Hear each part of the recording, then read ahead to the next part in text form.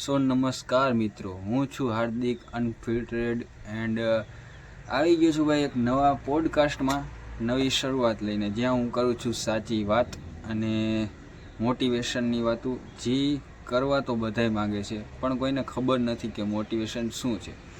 બધા લોકો મોટિવેશનની વિડીયોઝ તો જોતા જ હોય છે, રીલ્સમાં જોતા હોય છે, પછી આજુબાજુમાં ઘણા લોકો મોટા માણસોને જોઈને, મતલબ કે જે એના કરતાં ઊંચા માણસો છે, જે સક્સેસફુલ છે, એને જોઈને મોટિવેટ થાય છે 1 કે 2 દિવસ માટે, બરાબર. તે પછી માણસો 3 થી 4 દિવસમાં બહુ ફૂલ પાવરમાં રહે છે, બધું કરવા માગે છે. પછી ત્રીજા દિવસેનું શું? ત્રીજા દિવસે એ એમ વિચારે છે કે ભાઈ કાંઈ વાંધો નહીં, આજે નથી કરું, 1-2 દિવસ પછી કરીશ. પછી એમ થાય કે માઈ ગયું ભાઈ, આપણે શું જરૂર છે, આપણે વાલે છે ઓલું પેલું. મોટિવેશન સમાપ્ત.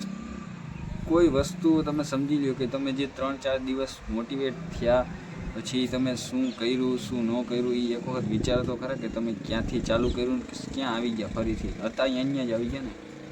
અને કન્સિસ્ટન્સી ફોલો કરવી પડે. જો ડિસિપ્લિન અને કન્સિસ્ટન્સી આ 2 વસ્તુ તમે ફોલો કરતાં શીખી ગયા એટલે તમારી લાઈફ ચેન્જ. તમને કોઈ રોકી જ નથી શકવાનું ભાઈ. ડિસિપ્લિન એટલે શું? ડિસિપ્લિન એટલે કાયમ તમે જે કામ કરો છો એવી જ રીતના તમારે ડેઈલી કામ કરવું પડશે.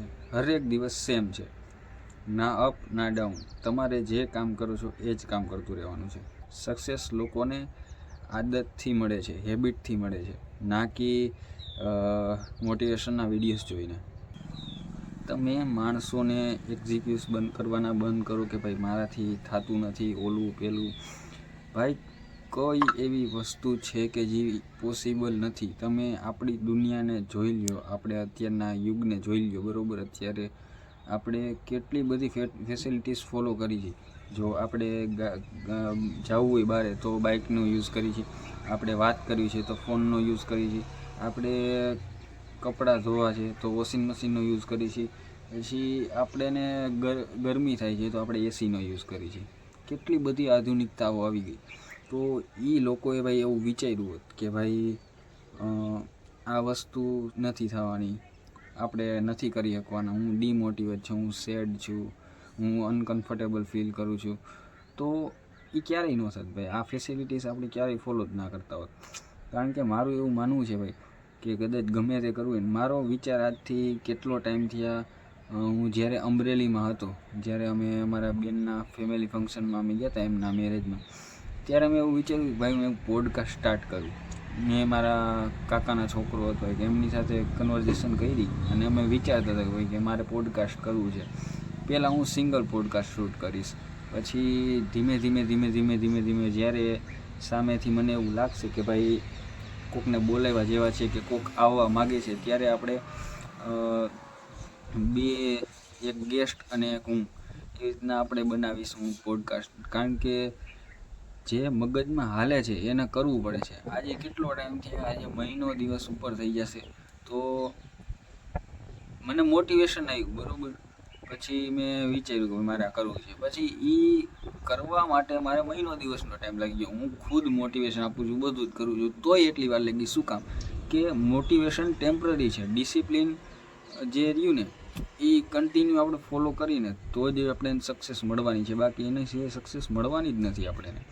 સો મેં એવું વિચાર્યું હતું ભાઈ કે આમ કે તેમ. પછી મહિનો દિવસ થઈ ગયો. પછી મને પાછો મારો વિચાર્યો કે ભાઈ હું જે કરવા માગું છું, બરાબર, એ મેં કર્યું જ નથી હજી. આજે કેટલો ટાઈમ થયો મેં વિચાર્યું હતું ભાઈ કે હું પોડકાસ્ટ શૂટ કરીશ, એપિસોડ 1 આવશે, ઓલું પેલું, પણ કાંઈ નથી. શું કામ? કારણ કે ભાઈ અંદરથી મને જ્યારે હું એવું વિચારી કે અંદરથી મને ફીલ થાય, જ્યારે મારી પાસે માઇક હશે, જ્યારે મારી પાસે પ્રોપર બેકગ્રાઉન્ડ હશે, ત્યારે હું શૂટ કરીશ. અત્યારે તમે જો મારી પાછળ મારું સોલાર પેનલ છે. ત્યારે હું સ્ટાર્ટિંગમાં વિડીયો ઉતારવાની ચાલુ કરી ત્યારે અહીંયા સોલાર નહોતો, અત્યારે આવી ગયું, તોય હું અહીંયા જ શૂટ કરું છું. શું કામ?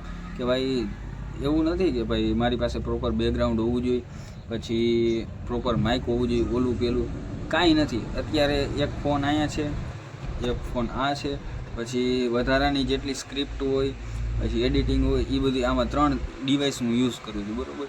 એની સિવાયનું જ્યારે મારી પાસે આવશે ત્યારે હું એનો યુઝ કરીશ. અત્યારે મારે જરૂર નથી. અત્યારે મારું સરસ રીતે કામકાજ ચાલે છે.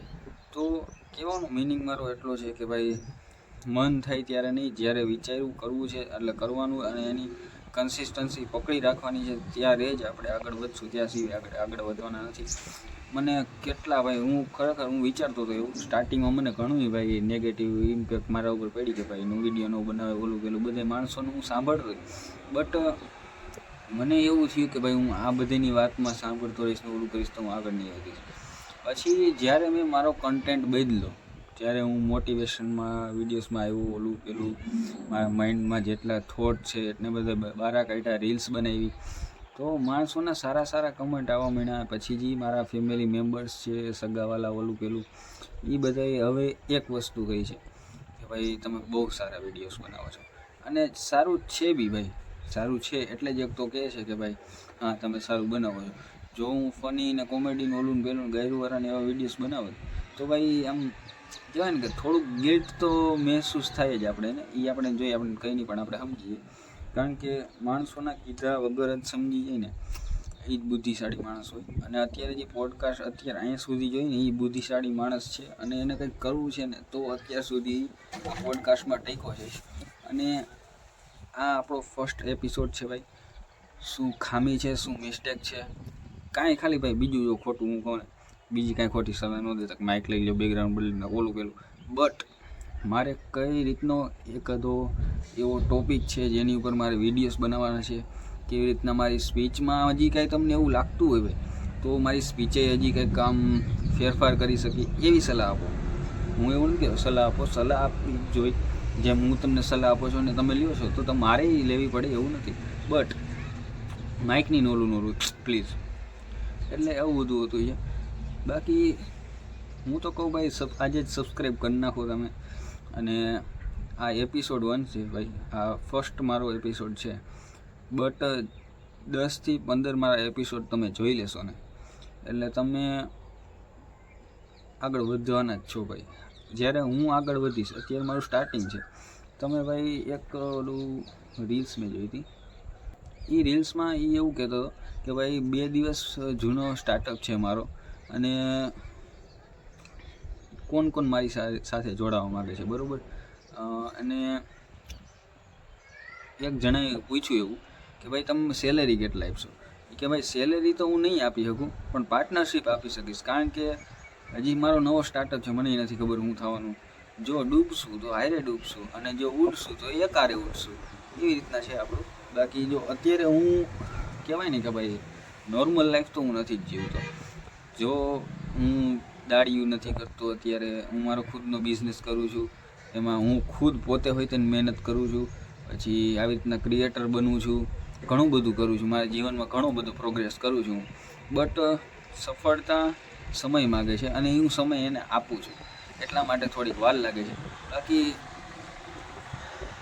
તમે આપણે બીજાની જેમ આટા ઠોકવાવાળામાંથી, બસ સ્ટેન્ડે બેસવામાંથી, ઓલું પેલું આપણે એમાંથી નથી, આપણે બહુ અલગ છીએ. અને જે અલગ લોકો છે ને એ જ મારી સાથે જોડાશે. તમારી લાઈફને બદલવી છે ને તો એક જ રૂલને યાદ રાખો, એક્ઝિક્યુટ બંધ કરો અને એક્શન લેવાનું ચાલુ, બસ પછી રિઝલ્ટ મળવાના ચાલુ થઈ જવાના છે, બીજું કાંઈ નથી ભાઈ. અત્યારે લાઈક, સબસ્ક્રાઈબ એન્ડ બેલ આઇકનને ઓન કરી નાખો, કારણ કે હજી તમારો સેલ્ફ ગ્રોથ બાકી છે અને તમારો ભાઈ વધારશે. મળીશું નેક્સ્ટ એપિસોડમાં હાર્દિક અનફિલ્ટરેડ સાથે. જય માતાજી, જય દ્વારકાધીશ.